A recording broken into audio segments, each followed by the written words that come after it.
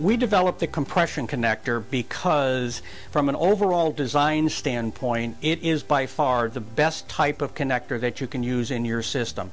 It provides superior mechanical integrity, electrical superiority, and cost effectivity due to any quality issues that may incur from the other types of connectors. The compression seal connector derives its superior electrical and mechanical performance with a very unique design. That design consists of an internal cone on the inside of the connector. This internal cone allows the center conductor of the cable and the dielectric to slide inside the cone, and thus allowing the front edge of that cone to slide between the dielectric and the inner braid of the cable. And then once the connector is inserted onto the cable and properly seated, what you have is the cone, the inner braid, the jacket, and the outer braid that I will fold back. Then this thermoplastic compression sleeve is pushed into the back of the connector and captures that entire cavity, which consists of, again, the cone, the inner braid, the jacket, and the outer braid. That 360-degree circumferential captivation allows for superior mechanical performance. The first step is to properly strip the cable, but what is important is to be sure that the strip tool is set up and adjusted properly, because if it is not, this process goes downhill very quickly. First, make sure the arrow is pointing towards the correct cable setting in your cable nest. In most cases, we're going to be using RG59, so you will note that the black arrow is pointing towards the 9. If we're using RG6, we would push out the orange insert, rotate the 6 over to the black arrow, and reinsert it back into the strip tool. The second issue is to make sure that the cutting blades are set to the proper depth so that you get a good strip off of the cable. If they are not, then you will take out the Allen wrench in the back of the strip tool, and with these adjustments, make the fine-tuning of the depth of your blade. This location is to adjust down to your center conductor. This location is to adjust down to your braid. In all cases, you do not want to turn the Allen wrench any more than 1/4 of a turn at a time. To deepen the cut, you turn clockwise. To open up the cut, you turn counterclockwise. I'm now going to demonstrate the proper cable assembly procedure for a compression BNC and RCA connector. First, strip the cable. 1/4 of an inch of braid, which is appropriate. 1/4 of an inch of center conductor, which is the correct dimension. Nice sharp point on an angle. You're going into a blind contact. Fold the braid back.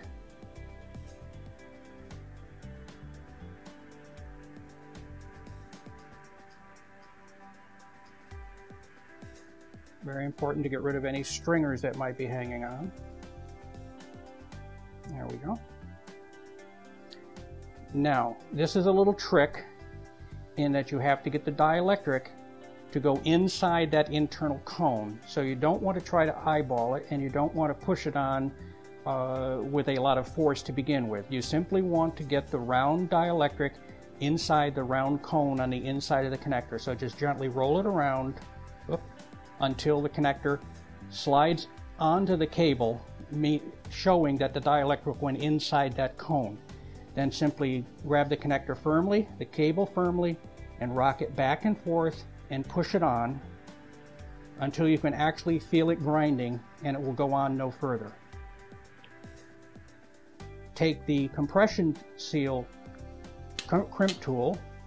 I've got the BNC die head in the front of the tool. Nest the connector inside the tool and crimp it down.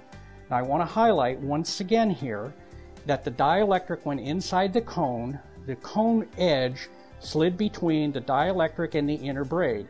Once the connector was then seated onto the cable, I had the cone, the inner braid, the jacket, and the outer braid I folded back. Now I'm going to insert that thermoplastic compression sleeve around that entire cavity as such. And with that 360-degree compression, that connector will never come off. Take it out of the nest and give it a healthy, healthy, healthy pull. And there you have it. For an RCA connector, I'm going to do exactly the same thing. Strip the cable, cut the end off at 1/4 inch on an angle, fold the braid back, take the RCA connector, roll it around, whoop, until the dielectric went inside the internal cone. Push the connector on, twisting it back and forth until it's seated. Then I take the crimp tool, I remove the BNC die, I take the RCA die out of the back of the handle, screw it into the jaws, insert the connector,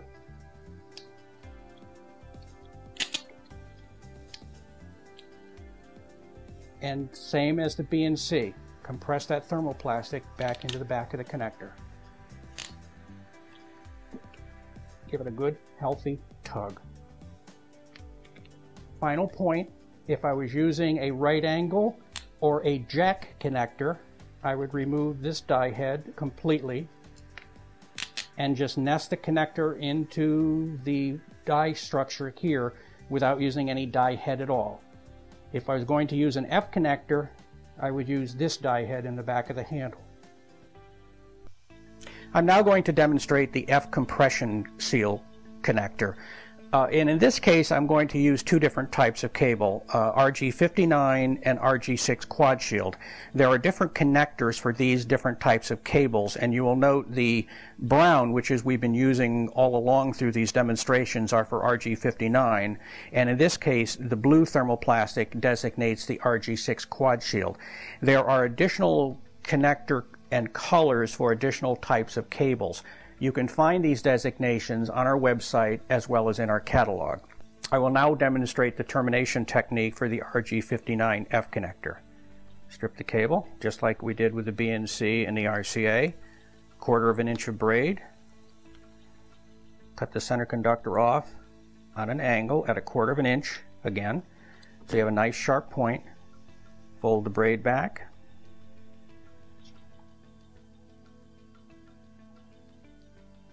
Now in this case, unlike the BNC and the RCA, the F connector has no insulator or contact, so you can actually see right through that internal cone.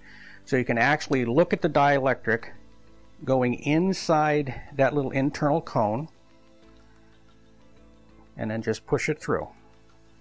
You push it through until the dielectric of the cable is flush to that small ID on the interface of the F connector, and you then know that you have it properly seated. Then you take the crimp tool. I've already put the F connector die head into the jaws, nest the connector into the die head, and insert the thermoplastic once again, just like the BNC and RCA.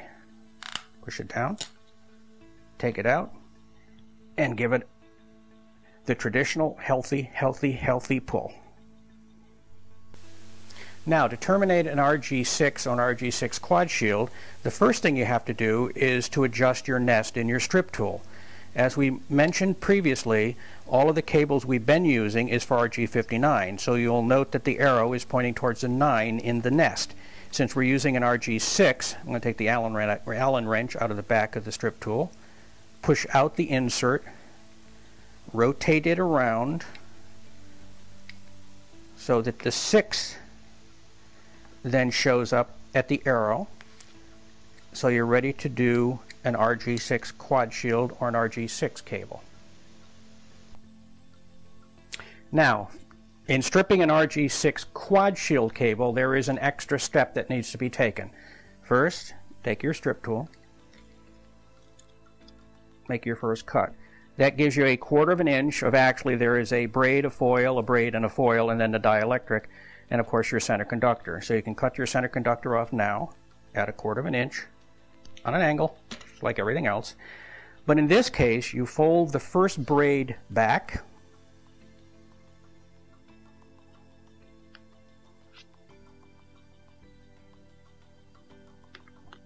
and you take a knife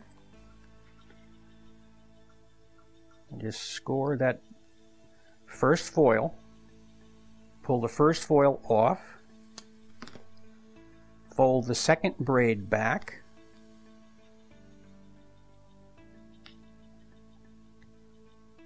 and then insert the cable into the connector. Once again, you can look through the mating face to see the dielectric going inside the cone, and then you push it on. You may experience a little difficulty in pushing on the F connector onto an RG6 quad shield because the connector is very small and you can't get a very big good grip on it. So I usually just take my wire cutters for more leverage and just twist it and push it on.